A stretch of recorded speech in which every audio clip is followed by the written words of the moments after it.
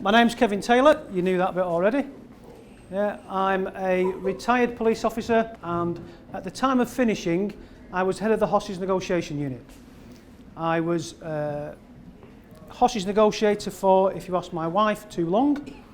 It's the kind of job where you can't plan things, because you can be sit down for a meal, you can be ready to go out, an incident comes in, and psh, off you go, disappear for sometimes a few days, sometimes much longer than that.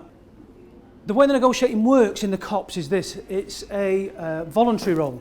So on top of doing negotiating, I had a core role, and that core role, I did lots of different things in the police. Walking the beat, and at the risk of getting kicked out, I was a traffic cop for a long time, and then moved to the city centre, took over the intelligence unit, ran the intelligence unit where my responsibility for the city centre and the surrounding areas was planning and organising, executing covert and overt policing operations.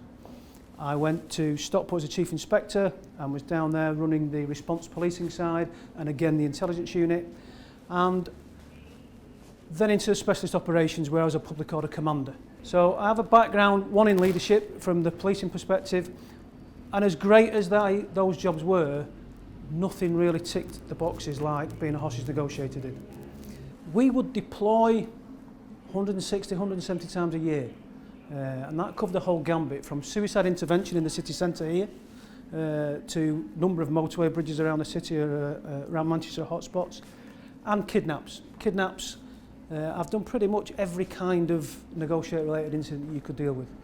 That's the Chinese symbol for listening, to listen, listening. It's made up of 4 different individual characters: ears, eyes, heart, undivided attention. Thousands of years old, but people then sussed out that listening isn't just about your ears. It's about you engaging with the person, going in there open, giving them your undivided attention and listening to it from an emotional point of view. That's when you truly start to listen to people. Every conversation has rules. Do you know the rules?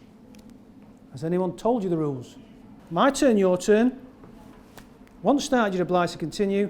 Leaving must never offend. So these are the active listening skills. The acronym is SMILES. 2 of them: sounds, nods, facial expressions, and impression stating. Sounds, the sounds side of it is sometimes referred, if you do any additional communications training, they are sometimes referred to as minimal encouragers. Okay? People may have heard of that term before. They're minimal encouragers. And this is your bit on the phone. Yeah, this is your right. So you've got the visual ones when you are face to face with somebody. You are smiling, your hand gestures, nods of the head, things like that. Those take your turn in the conversation. When you take your turn, it keeps the person talking. The pressure build up within you to carry on talking when you're not asked another question is, oh shit, still my turn? I'm going to have to tell them about this now. There is no difference. There is no difference than what I do as a hostage negotiator to what you do every time you interact with a client. Yeah, it's about human interaction. It's about person-to-person communication. The skills that you use are exactly the same. When you use all the skills, you can keep people talking. And when you keep them talking, they will ramble on. They will tell you about their inner self. Because all you get in initially is that bit. Remember the iceberg of listening? You get in that bit. What they want you to hear. What they want you to know about them. When they've exhausted that, then you start to get into this underneath bit.